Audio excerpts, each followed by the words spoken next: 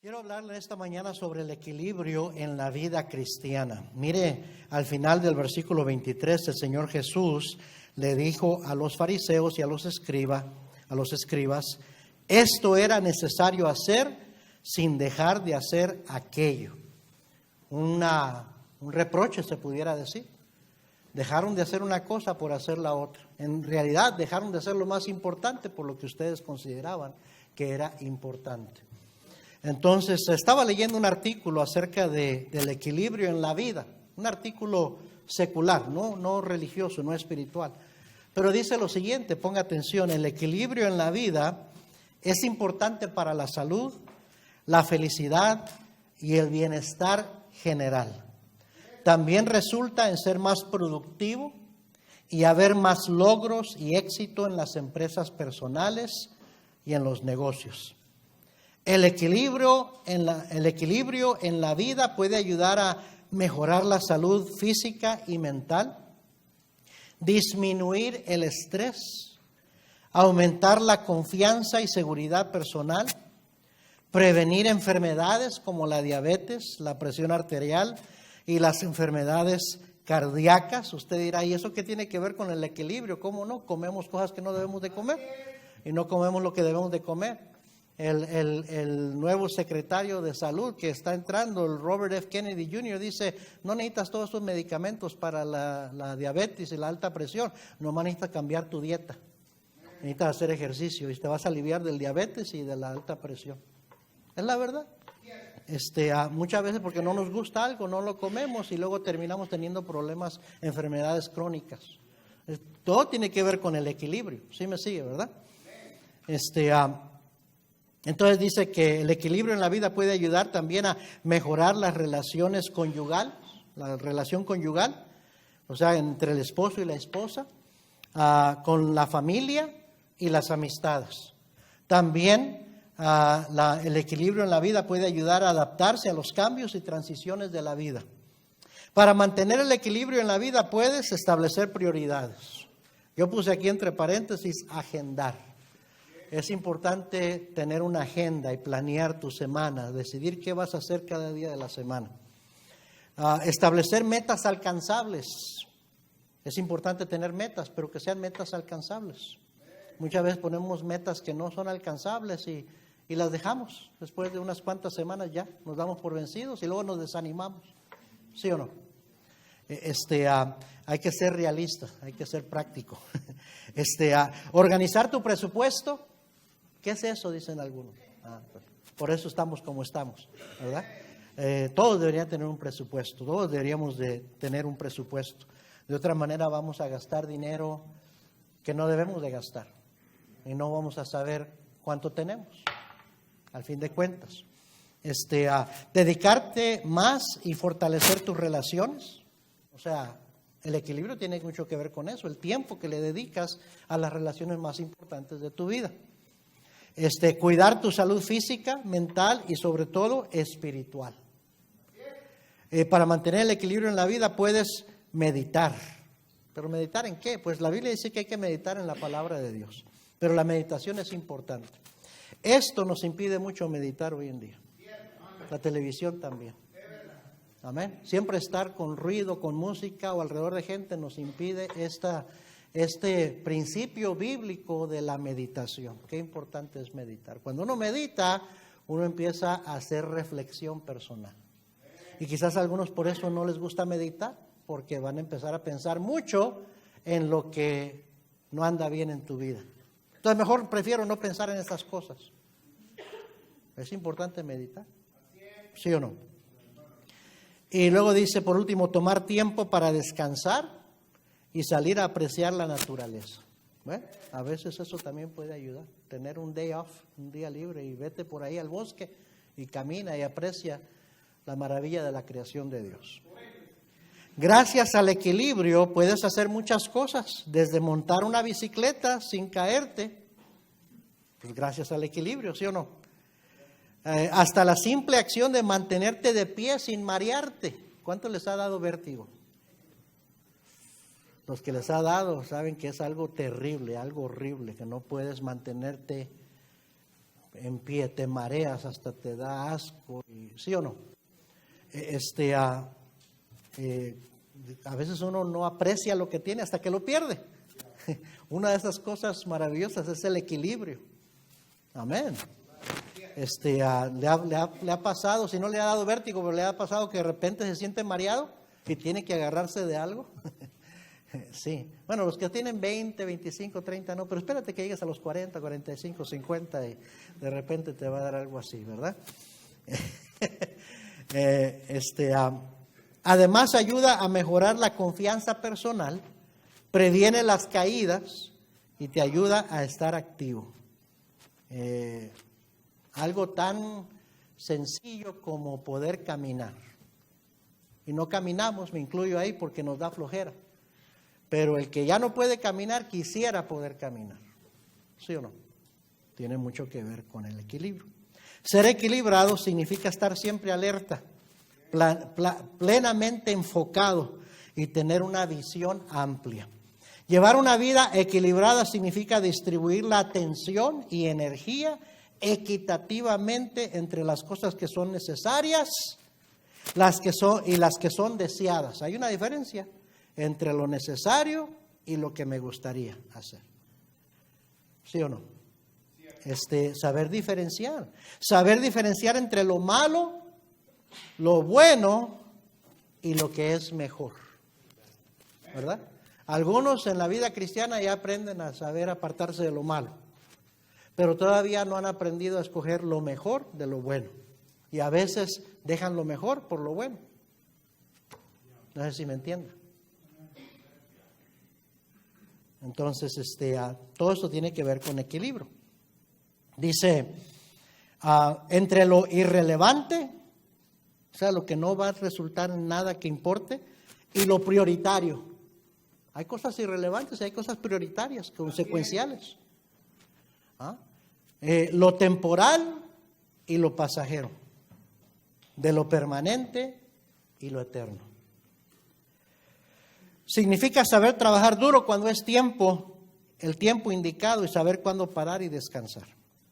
Saber cuidar lo exterior sin descuidar lo interior. Saber tener límites saludables, etcétera, etcétera. Yo recuerdo que por ahí Pablo dice que aunque el hombre de afuera, el exterior se va desgastando, no obstante el interior se renueva cada día. ¿Verdad? Creo que fue Pablo también que escribió: todo me es lícito, pero no todo conviene.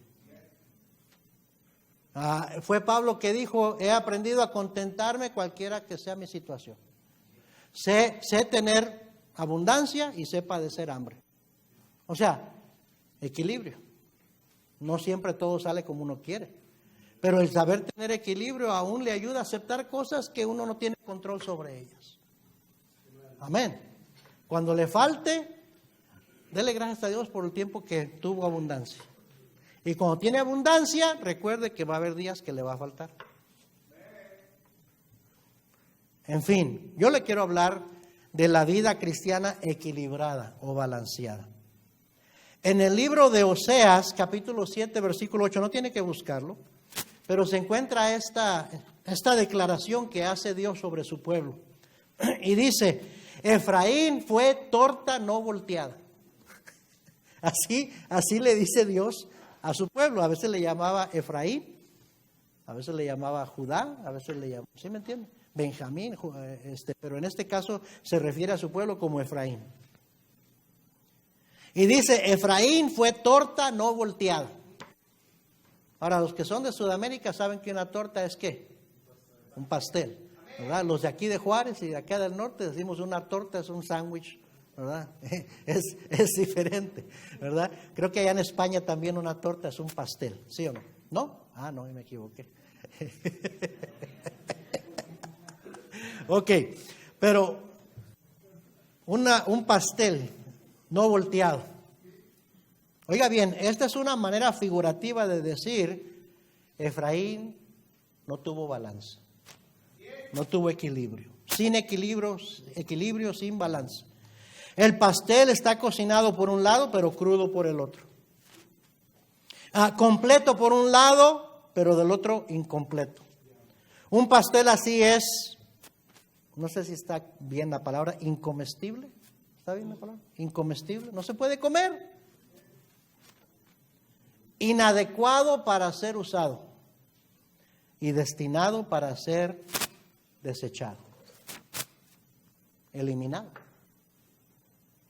Creo que fue Pablo también que dijo, así que yo de esta manera corro, no como a la aventura, de esta manera peleo, no como quien golpea al aire, sino que golpeo mi cuerpo y lo pongo en servidumbre. ¿A qué se refería Pablo cuando decía esas palabras? Golpeo mi cuerpo y lo pongo en servidumbre. Estaba refiriéndose a tener disciplina personal. Y termina diciendo, no sea que habiendo sido heraldo para otros, yo mismo venga a ser eliminado. No que el cristiano puede perder la salvación, de esa eliminatoria no está hablando de ser útil. Habiendo sido heraldo para otros, al rato ya no sirva para eso, tenga que ser eliminado. Y está hablando, hermanos, de que para tener balance, equilibrio en la vida hay que tener disciplina personal. Ahora déjeme decirle, nuestro Dios es un Dios de orden y es un Dios de equilibrio y perfecto balance. Por ejemplo, Él es amor y a la vez es justicia. El amor de Dios perdona, tiene compasión. La justicia de Dios, eso no cambia la justicia de Dios. Dios abomina, aborrece el pecado. Amén. No porque Dios te ama, te va a permitir hacer lo que tú quieres. Porque Dios es justo, perfectamente justo. Está perfecto equilibrio, balance. Es perfectamente santo, es santo, santo, santo y a la vez es misericordioso. Y sus misericordias son nuevas cada mañana. Si no fuera por su misericordia ya hubiéramos sido consumidos, dice la palabra de Dios. Perfecto balance, perfecto equilibrio. Jesús, dice la Biblia, que es lleno de gracia y de verdad. Al mismo tiempo, la gracia y la verdad. La verdad dice que somos pecadores, que merecemos el infierno por nuestros pecados. La gracia nos da el favor del perdón y la vida eterna.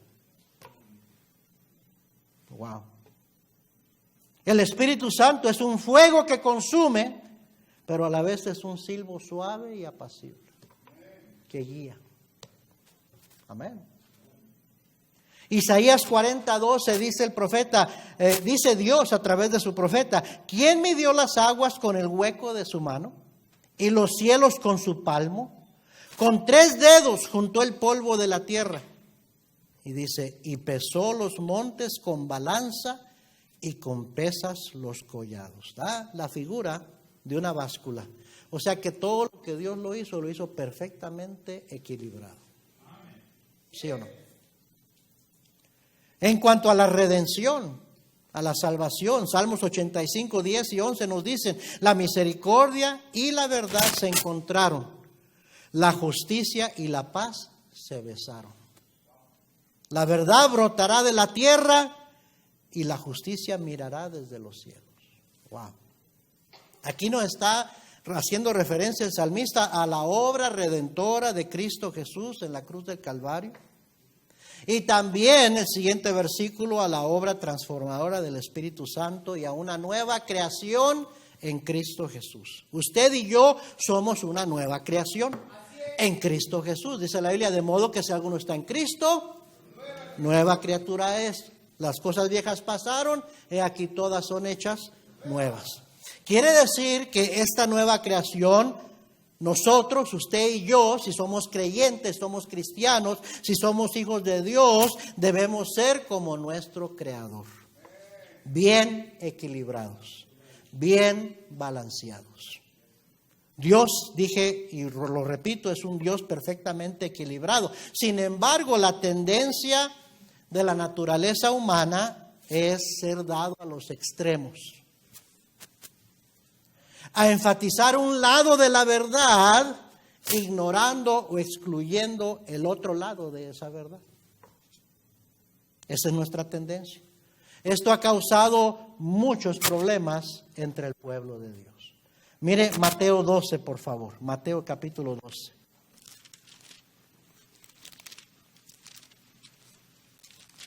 Mateo capítulo 12, versículo 1. Búsquelo, quiero que lo vea. Mateo 12, 1. En aquel tiempo iba Jesús por los sembrados en un día de reposo. Y sus discípulos tuvieron hambre y comenzaron a arrancar espigas y a comer. Viéndolo los fariseos eran los líderes religiosos del pueblo, unos de ellos. Viéndolo los fariseos le dijeron: he aquí tus discípulos hacen lo que no es lícito hacer en el día de reposo. Pero él les dijo: ¿no habéis leído lo que hizo David cuando él y los que con él estaban tuvieron hambre? ¿Cómo entró en la casa de Dios y comió los panes de la proposición, que no les era lícito comer ni a él ni a los que con él estaban, sino solamente a los sacerdotes? Pero los fariseos y los judíos tenían en muy alta opinión al rey David. ¿Sí me está siguiendo? Dice: David hizo algo que no era lícito cuando tuvo hambre. ¿Por qué no lo critican a él? Versículo 5. ¿O no habéis leído en la ley cómo en el día de reposo los sacerdotes en el templo profanan el día de reposo y son sin culpa? Pues os digo que uno mayor que el templo está aquí. Y si supieses qué significa misericordia quiero y no sacrificio, no condenaríais a los inocentes. Mira, ahí está el desequilibrio. Ahí está el desbalance. De que somos rápidos para decir: yo cumplo con todo esto, pero tú no, tú estás mal, yo estoy bien. Sin tomar en cuenta otras cosas más importantes. Entonces, versículo 8 digo: porque el Hijo del Hombre es Señor del día de reposo. Digo, la lección detrás de todo es que el Señor Jesucristo es nuestro reposo eterno. Por eso no observamos el día de reposo. Amén. Nos reunimos el día domingo porque es el primer día de la semana y el Señor Jesucristo resucitó el primer día de la semana y es por tradición, pero pudiéramos reunirnos el lunes o el martes o el miércoles. La importancia no está en el día necesariamente, está en la persona de Cristo Jesús. Él es nuestro reposo eterno. ¿Sí o no? Versículo 9. Pasando de allí vino a la sinagoga de ellos. No, hasta ahí nada más, hasta el versículo 8. A sus discípulos el Señor les advirtió: en la cátedra de Moisés se sientan los escribas y los fariseos. Así que todo lo que os digan que guardéis, guardadlo y hacedlo, mas no hagáis conforme a sus obras, porque dicen y no hacen. Miren nomás qué reproche. Porque no tenían misericordia. Porque por guardar ciertas cosas de la ley se habían vuelto en jueces, en legalistas. ¿Sí me está siguiendo? Y les dice el Señor a sus discípulos: bueno, lo que se enseñen, háganlo porque es correcto, es lo que dice la palabra de Dios. Pero no hagan lo que ellos hacen porque dicen, pero no hacen. ¿Qué reproche? Amén, hermanos.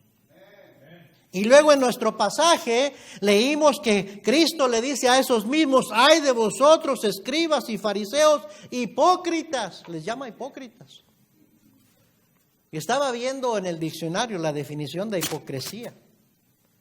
Dice: la hipocresía es falsedad, fingimiento, doblez, cinismo, fariseísmo. El diccionario menciona fariseísmo. Insinceridad, disimulo, simulación, santurronería, actuación. De hecho, hipocresía viene de la palabra griega Hipócrates o Hipócratos, que quiere decir actor. Los que, ¿verdad?, actúan algo diferente a lo que son. También dice abulencia. Y quise averiguar qué es abulencia. Mentira, embuste, ¿verdad? Se le llama a uno falso un embustero. Enredo, engaño, fullería. Y pues luego quise averiguar qué quiere decir fullería. Y quiere decir trampa, y cualidad de astuto. Todo eso encerrado bajo la palabra hipócritas. Yo no sé usted, hermano, pero yo no quiero ser esa clase de cristiano. Y me imagino que usted tampoco. Sin embargo, esa es nuestra naturaleza. La naturaleza de nuestra carne, de nuestro viejo hombre. El Señor continuó dirigiéndose a los fariseos y a los escribas, que eran los líderes religiosos del pueblo, y les dijo: porque diezmáis la menta y el eneldo y el comino, y dejáis lo más importante de la ley, la justicia, la misericordia y la fe. Esto era necesario hacer sin dejar de hacer aquello. ¿Recuerdan la parábola del fariseo y el publicano? Vaya conmigo ahí a Lucas 18, por favor. Lucas 18. Versículo 9. Lucas 18, 9. ¿Ya lo encontró? Lucas 18, 9. A unos que confiaban en sí mismos como justos y menospreciaban a los otros, dijo también esta parábola. 2 hombres subieron al templo a orar. Uno era fariseo y el otro publicano. Ahora el fariseo era el líder religioso. El publicano era el colector de impuestos, que eran sobornados, que vivían con esto de la mordida. ¿Sí o no? Eran despreciados por el pueblo porque eran los que venían a cobrar los impuestos y ellos se quedaban con una tajada y le daban al gobierno su parte. Entonces el pueblo los aborrecía, los tenía como ladrones. Pues fueron al templo a orar un fariseo, un líder religioso y un publicano. ¿Ok? Y fíjense, el Señor está queriendo enseñar algo a los que están escuchándole con esta parábola. Y les dice, versículo 11, el fariseo puesto en pie oraba consigo mismo de esta manera: Dios, te doy gracias porque no soy como los otros hombres, ladrones,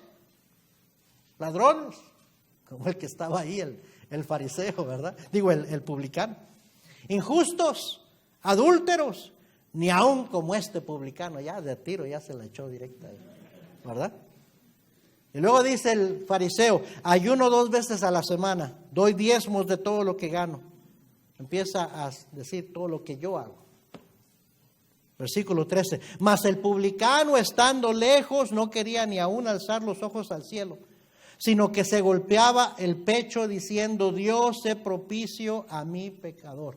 Ten misericordia de mí, Señor. Yo no merezco nada, Señor, pero ten misericordia de mí. Versículo 14, mire lo que dice Cristo: os digo que o sea, el publicano, descendió a su casa justificado, perdonado, antes que el otro, porque cualquiera que se enaltece será humillado, y el que se humilla será enaltecido. Wow. El desbalance que es nada más concentrarte en las cosas que tú haces y dejar lo más importante a un lado, como la humildad. Desequilibrio. ¿Sí me está siguiendo? Todo esto tiene que ver con el equilibrio, desequilibrio. Mire, Lucas 7, unas páginas hacia atrás. Lucas 7, 36.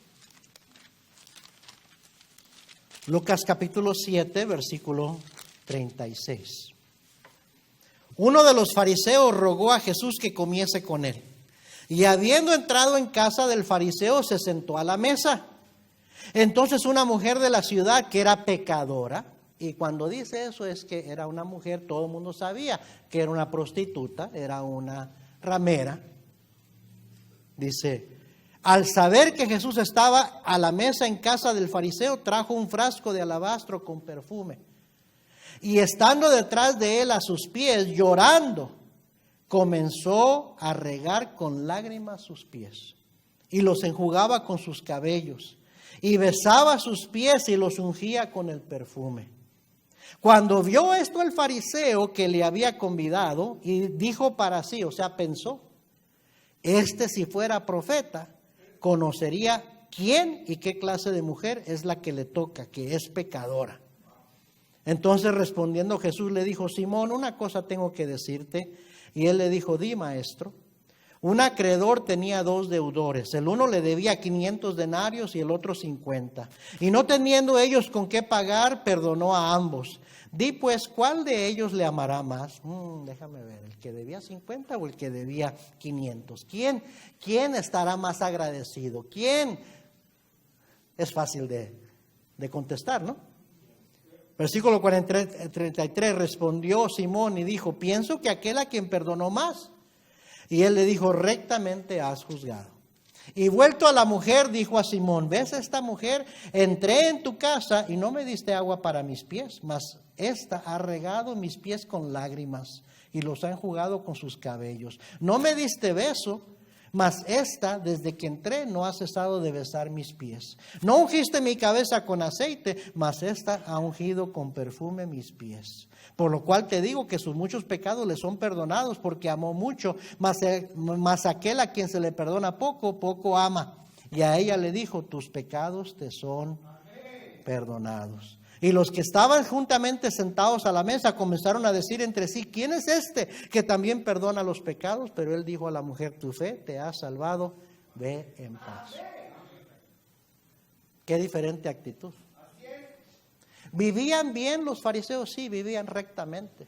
Eran hombres religiosos, piadosos dirían algunos. Pero les hacía falta lo más importante. ¿Sí o no? 2 veces vemos aquí el Señor lo que está diciendo. Uno, ¿verdad? Su religiosidad le hacía pensar que, le hacía ser orgulloso, soberbio. Pensar que era mejor que otros. El desbalance, el desequilibrio. Miren Marcos 2, versículo 13. Marcos 2, versículo 13. Después volvió a salir al mar y toda la gente venía a él y les enseñaba. Y al pasar vio a Leví, hijo de Alfeo, no del feo, de Alfeo, sentado al banco de los tributos públicos. Y le dijo, sígueme. Y levantándose, le siguió. Ahora Leví llegó a ser discípulo de Cristo, uno de los apóstoles. ¿Pero qué era antes? Estaba sentado a la mesa de los publicanos. Era colector de impuestos. Es interesante, ¿no? ¿A quién usa el Señor muchas veces? El que menos uno piensa. Pablo buscaba a Saulo, en su vida de Saulo, buscaba a los cristianos para encarcelarlos y hasta mandarlos matar. Y sin embargo, yo creo que fue el apóstol más grandemente usado por el Señor. Bueno, dice que le dijo, sígueme, y levantándose le siguió. Versículo 15. Aconteció que estando Jesús a la mesa en casa de él, muchos publicanos y pecadores, pues los amigos de Leví, invitó a que vinieran a la comida. Estaban también a la mesa juntamente con Jesús y sus discípulos, porque había muchos que le habían seguido. Y los escribas y los fariseos, viéndole comer con los publicanos y con los pecadores, dijeron a los discípulos, ¿qué es esto? Que él come y bebe con los publicanos y pecadores. Al oír esto, Jesús les dijo, los sanos no tienen necesidad de médicos, sino los enfermos. No he venido a llamar justos, sino a pecadores. Wow. Se nos olvida realmente lo que es importante para el Señor. Y nos enfocamos en otras cosas que nosotros creemos nos justifican a nosotros, que nos hacen mejores que otros. Y no termina ahí, versículo 18, y los discípulos de Juan y los de los fariseos ayunaban. Y vinieron y le dijeron, ¿por qué los discípulos de Juan y los fariseos ayunan y tus discípulos no ayunan? No son tan espirituales como los nuestros, porque estos sí ayunan. Fíjense, la actitud. Versículo 19, Jesús les dijo, ¿acaso pueden los que están de bodas ayunar mientras están con ellos el esposo? Entre tanto que tienen consigo al esposo, no pueden ayunar. Pero vendrán días cuando el esposo les será quitado y entonces en aquellos días ayunarán. Y luego mire lo que les dice el Señor, aquí les da una pedradota, como dicen algunos, ¿verdad? Nadie pone remiendo de paño nuevo en vestido viejo. De otra manera, el mismo remiendo nuevo tira de lo viejo y se hace peor la rotura. Ahora, los milenios, algunos de los milenios y los generación, ¿qué después de milenio son qué?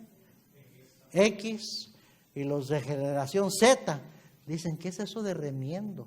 ¿Qué es remendar? Porque ya no se hace hoy en día eso, ¿verdad? Se rompe, se echa a perder, lo tiramos y compramos otro. Ya las cosas no se reparan hoy en día. Pero antes las mujeres aprendían a coser, a remendar, para remendar los pantalones y los calcetines y los calzones, ¿verdad? La ropa de los hijos y del esposo, porque pues no había dinero para ir a comprar nuevo, entonces se tenía que remendar, ¿verdad?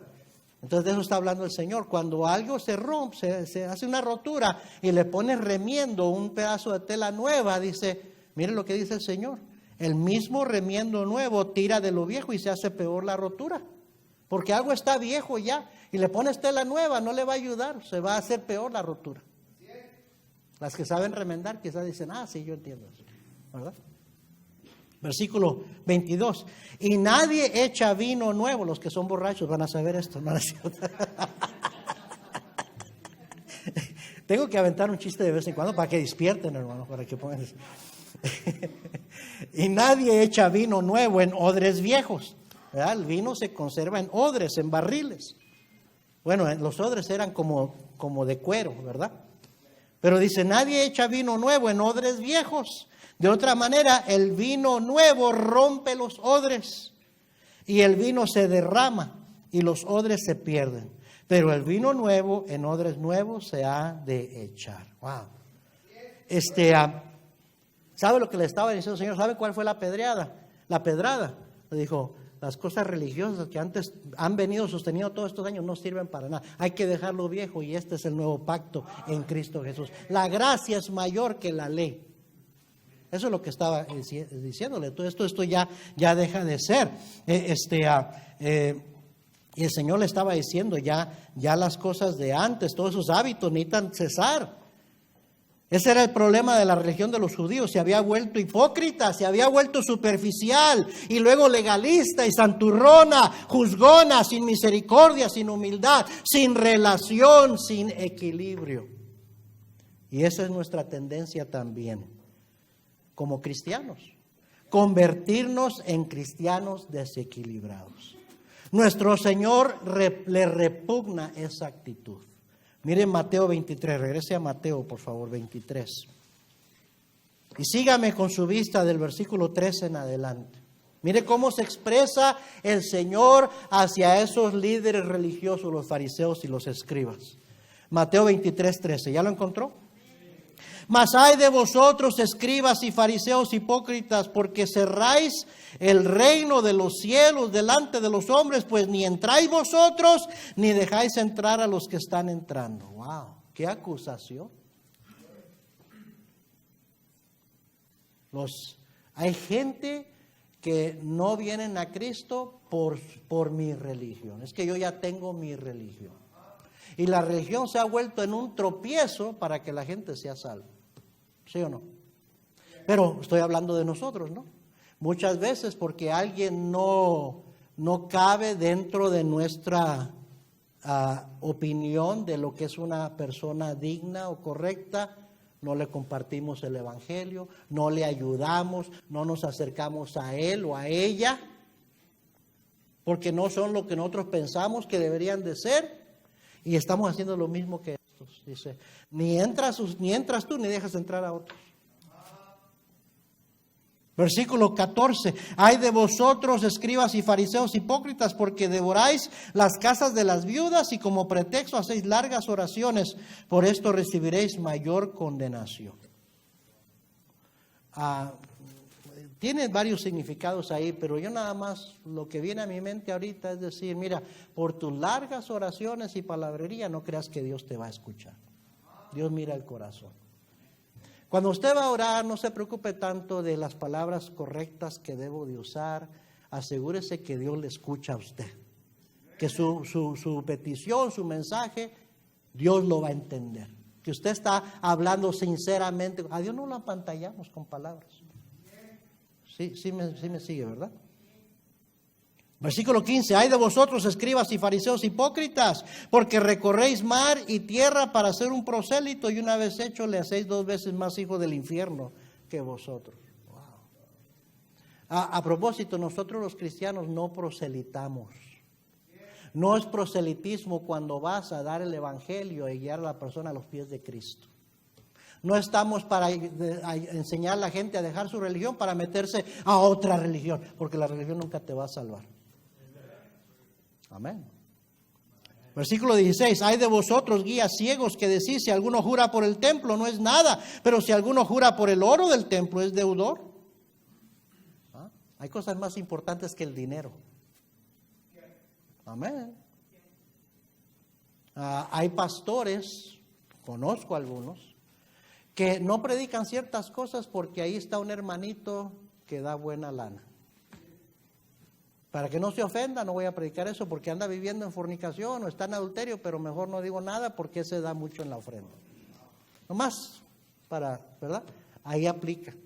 No, el templo, el oro no es el importante, dice versículo 17, insensatos y ciegos, porque ¿cuál es mayor, el oro o el templo que santifica el oro? Amén. Y a propósito, la Biblia dice que el cuerpo del cristiano es templo del Espíritu Santo. Su cuerpo es un templo. Cuídelo, manténgalo limpio, porque ahí mora el Espíritu Santo. Versículo 18, también decís, si alguno jura por el altar no es nada, pero si alguno jura por la ofrenda que está sobre él es deudor. Necios y ciegos, porque ¿cuál es mayor, la ofrenda o el altar que santifica la ofrenda? Es lo mismo, ¿verdad? Está enfatizando el Señor. Versículo 20, pues el que jura por el altar, jura por él y por todo lo que está sobre él. El que jura por el templo, jura por él y por el que lo habita. Y el que jura por el cielo, jura por el trono de Dios y por aquel que está sentado en él. Tengo una mejor solución, no ande jurando. Amén. Eso hacen los religiosos. Te lo juro por mi madrecita, te lo juro por Diosito. Tenga cuidado, está usando el nombre de Dios en vano. Mejor no ande jurando. Versículo 23. Ay de vosotros, escribas y fariseos hipócritas, porque diezmáis la menta y el eneldo y el comino, y dejáis lo más importante de la ley, la justicia, la misericordia y la fe. Esto era necesario hacer, sin dejar de hacer aquello. Guías ciegos, que coláis el mosquito y traigáis el camello. Aquí está otra buena. Yo a veces le he dicho a algunos de ustedes, hermano, no cuele el mosquito, porque se está tragando el camello. ¿Qué quiere decir eso? ¿Ah? Que a veces hacemos una gran cosa de un pecado pequeño de alguien y aquí tenemos un pecadote nosotros. Nos lo estamos tragando. Somos rápidos para ver los defectos de otros y señalarlos, pero no nos damos cuenta del pecadote que traemos aquí nosotros. Amén. A eso se está refiriendo. ¿Dónde estoy? ¿Versículo qué? 25. Ay de vosotros, escribas y fariseos hipócritas, porque limpiáis lo de fuera del vaso y del plato, pero por dentro estáis llenos de robo y de injusticia. Sí, el fariseo se cuidaba mucho de que su ropa anduviera bien lavadita, bien planchadita. Y dice, limpias lo de afuera del plato, pero por dentro, ¿cómo estás? Versículo 26, fariseo ciego, limpia primero lo dentro del vaso y del plato para que también lo de fuera sea limpio. También el Señor en otro pasaje, ¿verdad? Lo criticaron por comer sin lavarse las manos, porque eso la religión dice que tienes que lavarte la mano, porque si no, haces inmundo los alimentos. Y el Señor les dijo, lo que entra al hombre no corrompe al hombre. Lo que entra al hombre sale a la letrina. Pero lo que sale del corazón del hombre, eso es lo que contamina al hombre. O sea, porque ya era tan meticulosos, tan legalistas en cuanto a qué alimentos eran limpios y cuáles no eran no limpios y cuáles eran inmundos, en cuidar todo eso, y no estaban cuidando su corazón. Amén. Yo he dicho muchas veces a las mamás de la iglesia, ya deje de preocuparse tanto. Bueno, no deje de preocuparse, las mamás siempre se preocupan. Pero esto de que los niños siempre no vayan a tocar nada sucio, que anden con Germex y con spray y con todo eso, y le regalas esto a los 7, 9, 8 años, 10 años de edad para que esté viendo lo que quiera ver ahí. Tienes tus prioridades volteadas, mamá. Cuando estás tan preocupado de que no vea, todo orgánico, Todo bien, y nada, que limpia bien las manos, no vaya a ensuciar, no toques eso, porque entonces, pero deja ver la televisión lo que quiere y el teléfono para que ande viendo porquerías ahí. Por dentro se está corrompiendo, aunque anda bien limpiecito por fuera. ¿Sí o no? Sigamos adelante, versículo 27. Ay de vosotros, escribas y fariseos hipócritas, porque sois semejantes a sepulcros blanqueados, que por fuera la verdad se muestran hermosos, mas por dentro están llenos de huesos de muertos y de toda inmundicia. Que cierto es, ¿no?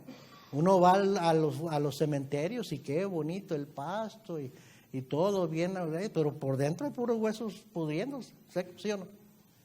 Así les llamó el Señor a los fariseos religiosos. Así también vosotros por fuera la verdad os mostráis justos a los hombres, pero por dentro estáis llenos de hipocresía e iniquidad. Ay de vosotros, escribas y fariseos hipócritas, porque edificáis los sepulcros de los profetas y adornáis los monumentos de los justos, y decís, si hubiéramos vivido en los días de nuestros padres, no hubiéramos sido sus cómplices en la sangre de los profetas. Así que dais testimonios contra vosotros mismos de que sois hijos de aquellos que mataron a los profetas. Vosotros también llenad la medida de vuestros padres. A veces los hijos critican a los padres. Que la lengua se te haga chicharrón, dice. No, sí. Hay muchas cosas que tú no sabes. Los hijos son rápidos para juzgar a los padres. Espérate que tú seas padre. Espera que tú estés criando a tus hijos. Amén. Lo vas a saber, lo vas a entender quizás cuando ya seas papá, mamá. La Biblia dice que los hijos deben de honrar a sus padres. No andarlos criticando, mucho menos calumniando, hablando mal de ellos. Amén. O sea, no eres mejor que tu papá y tu mamá. Y te vas a dar cuenta, conforme te haces más viejo, más vieja, que vas a empezar a actuar exactamente como tu papá y tu mamá. Es la verdad, es la verdad. Te cae gorda tu mamá por cómo es, por las cosas que hace, y al rato te voy a ver haciendo las mismas cosas que tu mamá hacía. Dice el dicho en inglés, la manzana no cae muy lejos del árbol. De tal palo, tal astilla. De veras, yo lo veo en mi propia vida. Había cosas que me caían mal de mi papá. Y ahora me veo que yo estoy haciendo lo mismo. Y mi esposa me dice, estás haciendo igualito que tu papá. Me digo yo, pues soy hijo de mi papá. ¿Ah? No eres mejor.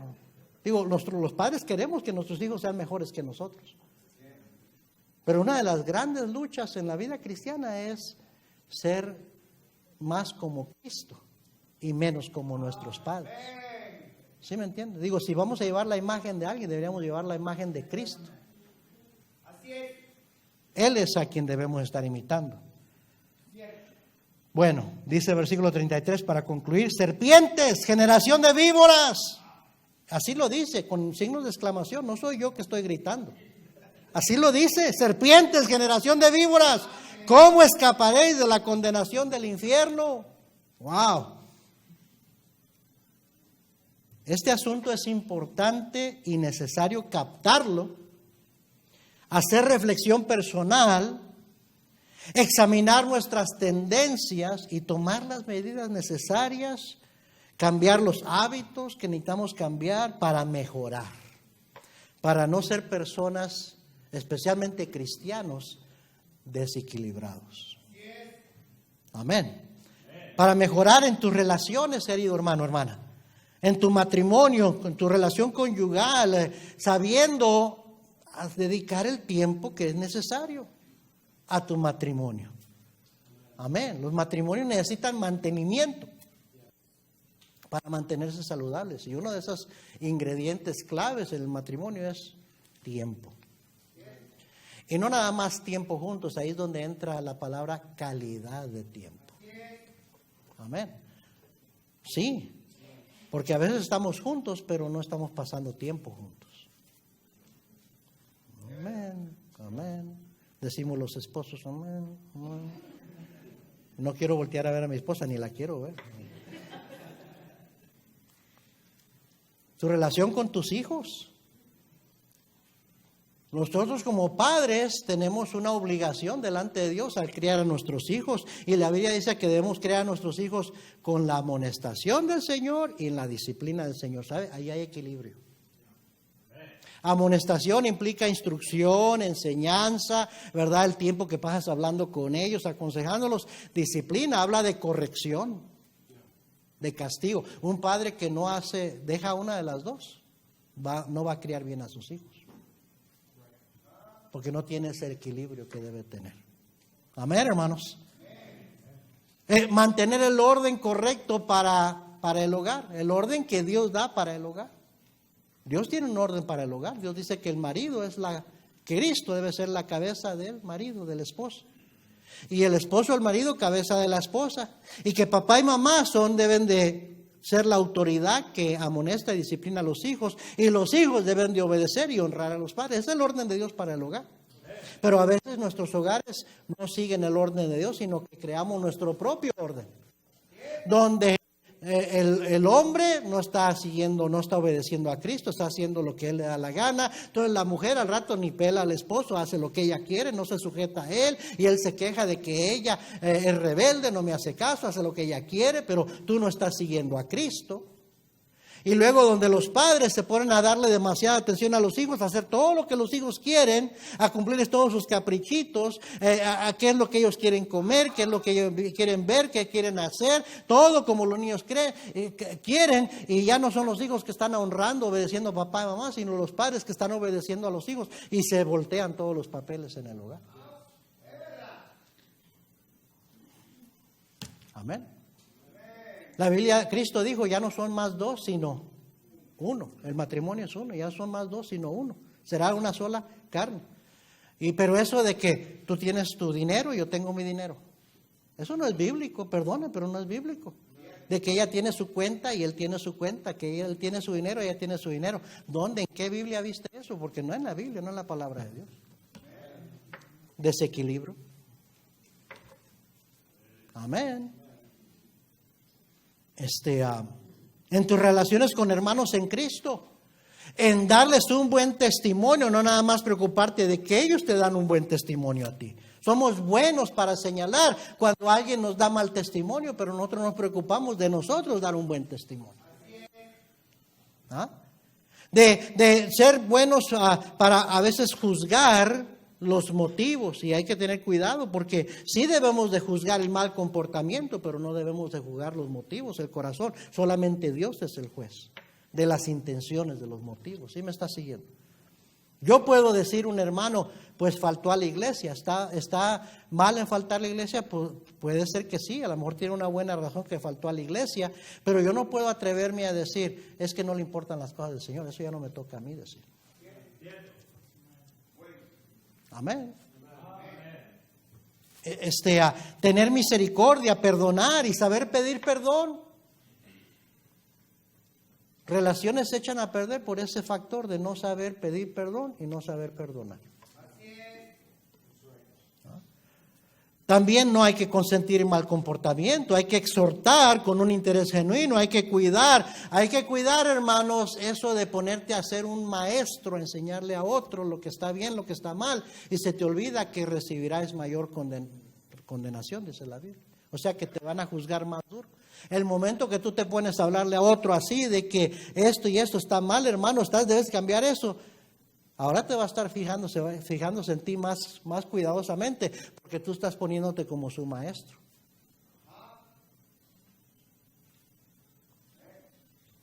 No sé si me entienden. En su servicio al Señor, muchos no son más constantes porque no tienen un balance en su vida personal. No tienen prioridades con su tiempo, no son disciplinados. Lo que estaba diciendo en la escuela dominical, quieres ser maestro de escuela dominical, pero no quieres venir el sábado. No siempre puedo ir los sábados a ganar almas, o a veces falto los miércoles de la noche. Bueno, ¿por qué? ¿Por qué faltas? Pues es que tengo otras cosas de hacer. ¿Por qué tienes otras cosas que hacer más importantes que venir a la iglesia? Porque no tienes un equilibrio, porque no tienes disciplina, no tienes orden en tu vida. Y algunos tienen el deseo de servir. Pastor, yo le ayudo, yo hago esto, yo me hago cargo de este ministerio. Pero luego cuando necesitamos contar de ti, no estás, brillas por tu ausencia. ¿Por qué? Porque hay otras cosas, es que tuve que hacer esto, es que se me descompuso el carro. ¿Y por qué se te descompuso el carro? Porque no le diste el mantenimiento que tenías que darle y te dejó tirado, la llanta se ponchó. ¿Por qué se te ponchó? Porque ya tenía meses de andar lisa la llanta y no la cambiabas. Porque no tienes dinero, porque lo malgastas en otra cosa. Y la hubieras reparado hace tiempo, pero ahí lo vas dejando y no lo haces. Y una cosa afecta a otra, hasta el punto de que no se puede contar contigo. Porque no tienes un equilibrio en tu vida, un balance.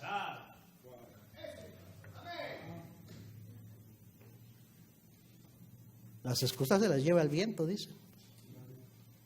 En tus compromisos, en tus obligaciones económicas, quedas mal. Porque no tienes un presupuesto. Entonces dices que ibas a pagar tal cosa, no la pagaste porque lo gastas en otra cosa. Porque no tienes un presupuesto, no tienes un equilibrio, no tienes un balance. Y quedas mal. Y al rato nadie te cree nada. Y luego te enojas, me están juzgando, no me quieren. No, es que le has dado mal testimonio. Pero todo es debido a tu falta de equilibrio. Bien dijo el Señor, esta cosa era necesaria hacer sin dejar de hacer aquello. Amén. O no son cumplidos en sus trabajos, porque por cualquier cosa dejas de trabajar, faltas a cada rato. ¿Ah? Pues es que me enfermé. ¿Y por qué te enfermaste? Porque no comes bien, porque no tomas vitamina, porque no te cuidas. Yo me acuerdo en mi trabajo el patrón me decía, tienes tantos días, eran 7 días que nos daban al año en la refinería, 7 días para faltar enfermo. Cuida cómo usas esos días de enfermedad, porque después de que usas esos días de enfermedad se acabó la gracia. Ya después no respondo, decía el supervisor. Pero es que me enfermé, a mí no me importa. Tú sabías que tenías 7 días, cuida tu salud. Si tu trabajo es importante, el patrón no tiene por qué andarte aguantando cosas. Amén. Hacen promesas para dar para misiones, para dar pro templo, hasta con su diezmo de dar para la obra del Señor, pero no lo cumplen porque no tienen disciplina personal y no saben tener prioridades. No honran consistentemente a Dios en sus vidas, en sus hogares, en sus decisiones, porque no hay orden y prioridad. Viven espontáneamente, según como se sienten, como les nazca. No puedes tener una vida ordenada y exitosa si vives a la y se va, como sientes, como te nace. Tienes que tener orden, tienes que poner metas, tienes que seguir un plan, tienes que tener una lista de prioridades. Amén. Todo esto tiene que ver con aprender a tener una vida equilibrada, especialmente cuando se trata de lo espiritual. Algunas cosas que podemos hacer este fin de año, ya estoy terminando, este fin de año en preparación para un año nuevo. Hermano, hermana, un año nuevo es una oportunidad para hacer un reinicio. Un reset. Número 1, planifique su año entero con un calendario en mano. Planifique su año entero con un calendario en mano. Decida desde ahorita cuándo va a tomar vacaciones, si las va a tomar. No deje esa decisión a ver cuándo hay tiempo, a ver cómo lo hacemos. No, planéelas y trabaja, haga lo que tenga que hacer cuando llegue ese tiempo para que pueda hacerlo. Planee que va a estar en ciertas funciones, ciertas actividades, ciertos eventos. Vamos a dar pronto el calendario de la iglesia. Y como cristiano usted debería tomar el calendario de la iglesia y su calendario y debería hacer prioridades. Para que tenga tiempo. ¿Sabe que todos tenemos, para todo dijo Dios en la Biblia, todo hay tiempo debajo del sol. Todo hay una hora, un momento, un tiempo debajo del sol. Dios nos da tiempo para todo. Debemos aprender a priorizar. Amén. Ponga metas alcanzables, metas semanales, mensuales quizás o trimestrales, anuales. Hay metas de corto plazo, metas de largo plazo. Le llaman hoy en día, ¿cómo le llaman? Para fin de año, ¿cómo se llama eso? Resoluciones. Ponga metas, resoluciones, como quiera llamarlas, pero llévelas a cabo, que sean alcanzables, porque si no va a dejar de hacerlas y se va a desanimar y va a tirar la toalla. Haga una lista de prioridades según su importancia. Comience cada día con Dios. Comience cada día con Dios. Debería tener ahí en su calendario mi devocional personal, mi tiempo de oración. Si necesita que el teléfono le mande un recordatorio, hoy en día esto nos recuerda de todo, pues que le mande, hey, time to read your Bible, tiempo de leer tu Biblia, de orar. Pero comience con Dios. Pastor, es que me levanto bien temprano para trabajar, levántese más temprano. Es que ya me levanto a las 6 para ir a trabajar, levántese a las 5:30. ¿Usted cree que delante de Dios eso va a ser una excusa de que se levantaba muy temprano? Amén. Tenga una lista de prioridades cada día con el fin de tener orden en su vida y en su hogar, como dicen en inglés, un to-do list, una lista de cosas que hacer. El resultado será menos estrés, más contentamiento y más productividad. Número 7, tenga cuidado con el tiempo en su teléfono. Esto es el robatiempos.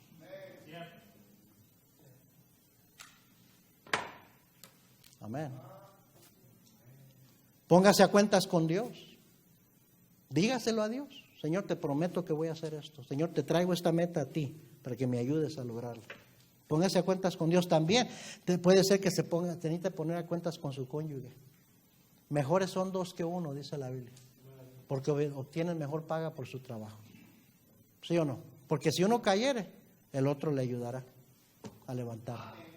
Pues para eso es el matrimonio, para ponernos a cuentas. Yo estoy batallando con esto, ayúdame. Quiero hacer esto. Amén. No, hombre, Dios me libre de tener que ser sincero con mi esposa, con mi esposo y decirle todas mis debilidades. Pues ya no son más 2, son 1. Todos deberíamos de conocerlo del otro. Amén. Ponte a cuentas con tus padres, hijo. Póngase a cuenta con sus hijos, padres. Póngase a cuenta con sus compañeros de trabajo o socios en su negocio, si así es el caso. ¿Qué va a hacer usted? ¿Y qué espera usted de ellos? Con expectativas justas, pero claras. 9, ya estoy terminando. Pídale perdón a Dios por todas las cosas en las que ha sido negligente. Cuando ha sido descuidado, cuando ha fallado, cuando ha quedado mal, promesas no cumplidas. Asegúrese de que todo quede a la piel de la cruz y bajo la sangre de Cristo. Si usted realmente quiere ver cambios en su vida y mejoramiento y progreso el próximo año, hay que ponerse a cuentas con Dios y pedirle perdón hasta por la flojera. La flojera, tengo noticias para usted, es pecado. Dios lo dice. Dios habla muy mal del perezoso. Es que flojera no es una excusa. Ay, es que me da flojera. Es pecado. Pídele perdón a Dios. Amén.